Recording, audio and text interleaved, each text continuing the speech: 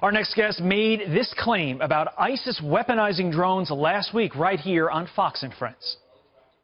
ISIS and other terrorist groups are utilizing consumer drones exponentially now, unlike ever before. You know, I work a lot with consumer drones right now, and I know how easy it is to just tweak some of the software in there to actually weaponize them, you know, add explosives to them. And I think we have to be prepared as a government to be able to figure that out and figure out how to counter that.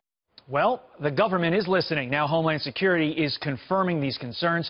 Former Special Operations Intelligence Analyst and author of Drone Warrior and Elite Soldiers Inside Account of the Hunt for America's Most Dangerous Enemies, Brett Velikovich, is back with us. Brett, thank you so much for being here. Let me ask you this base question. How are they doing it?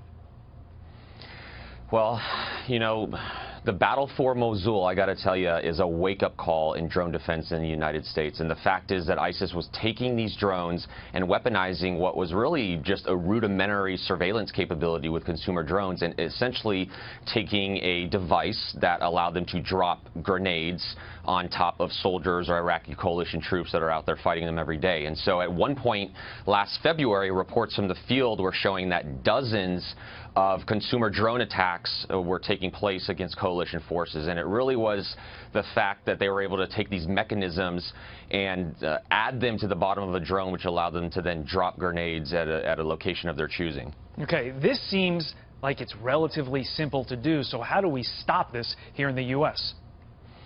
Right, so I think there's really no single solution currently that exists, and that's why I think it's important for government to engage the private sector. But one of the ways that I believe you could stop it is through electronic detection, early warning systems, and also jamming, coupled with going after these guys' supply chains, hitting their factories, and getting information on who are the people that are actually providing these parts overseas and the individuals that are looking at hurting Americans with them. And one of the best solutions that exists right now is actually radar that is used to then identify and geolocate a drone that's in the air.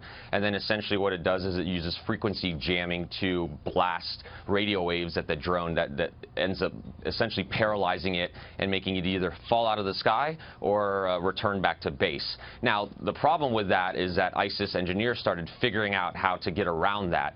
And so what's kind of interesting is that every single drone exhibits a specific audio signature that are able to identify it. And so basically it's like a fingerprint, so you can tell the trajectory of it and the location that it's going. And so in my opinion, the companies that are out there that are looking at countering this use right now, and there are a lot of startups now involved in this, if they could figure out a way to pair up this radio frequency jamming with this audio detection, with signals collection, they're going to be the ones that are going to save a lot of American lives, because there's no doubt that this is going to be a problem, and this has absolutely changed the way that future war will be fought. Right, let me ask you this question, because I'm a novice on this. You certainly are an expert on this.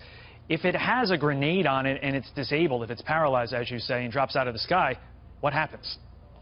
Well, essentially that grenade could definitely go off, but the idea is also to be able to send it back to the remote. I mean, the problem with drones in this case, ISIS weaponizes a lot of things, right? They can weaponize vehicles and put explosives on people. The problem with drones is that they're extending the range on them, and so you don't necessarily know where the operator is located. And so the idea with, you know, going after these drones and paralyzing them is that they'll be paralyzed in an area that won't hurt people, or they'll actually go back to the remote. And I got to tell you, one of the other issues here are the manufacturers that are involved in this stuff. They know what's going on. I work with these guys every single day, and we really have to get them to look at doing things like geo-fencing off these areas. There's no reason right now that consumer drones should be flying around the city of Mosul or Raqqa, you know, and so these manufacturers need to really update their software so that terrorist groups cannot use them in areas where coalition forces are going. Right, great point, all great points. Such a scary time and